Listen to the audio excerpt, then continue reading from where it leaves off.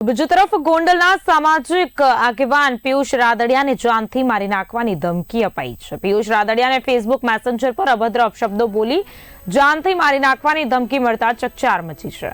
પિયુષ રાદડિયાએ B division police station ખાતે લેખિત અરજી કરી કડક કાર્યવાહી કરવાની માંગ કરી છે। જનકસિંહ જાડેજા નામના શખ્સ દ્વારા મોડી રાત્રિના સમયે ફેસબુક આઈડી પર અભદ્ર મેસેજ અને ઓડિયો કોલ કર્યા હતા। જનકસિંહ જાડેજાના ફેસબુક આઈડી પર ગણેશ ગોંડલ સાથે ફોટા જોવા મળ્યા હતા અને તેઓ ગણેશ જાડેજા સાથે અંગત સંબંધો ધરાવે છે। રાજકુમાર જાટ મર્ડર કેસ, અલ્પેશભાઈ કથેરિયાનું ગોંડલ આપવું, અમિત ખૂંટ આત્મહત્યા કેસમાં પાટીદાર સગીર દીકરી સાથે થયેલ અન્યાય બાબતે અવાજ ઉઠાવતા હતા। ઉપરોક્ત કેસો બાબતે ગણેશ જાડેજાને ન ગમ્યું હોય તેથી જનકસિંહ જાડેજા દ્વારા અરજદારને ડરાવવા ધમકાવવામાં આવી રહ્યા છે તેવા આક્ષેપો કર્યા હતા।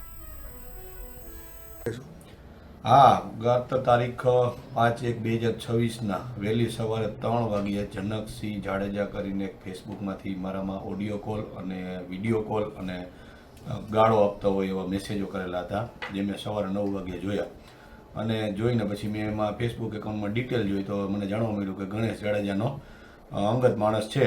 એટલે સમગ્ર બાબતની મને જાણ થઈ ગઈ કે આ આખું પૂર્વનિયોજિત કાવતરું છે કે અમને જે રીતે અમે રાજકુમાર જાટ હોય, પછી પાટીદાર સગીર દીકરી માટે અન્યાય થતો હોય એમાં હોય, ખેડૂતો માટે હોય કે ગોંડલમાં કંઈ પણ જગ્યાએ અન્યાય થતો અવાજ ઉઠાવતા હોય એટલે આ ગણેશ જાડેજાના પેટમાં તેલ રેડાયું હોય, જેથી કરીને એને આવા લોકોને ઊભા કરીને મને ડરાવવા ધમકાવવા માટેના કૃત્ય કરેલું છે।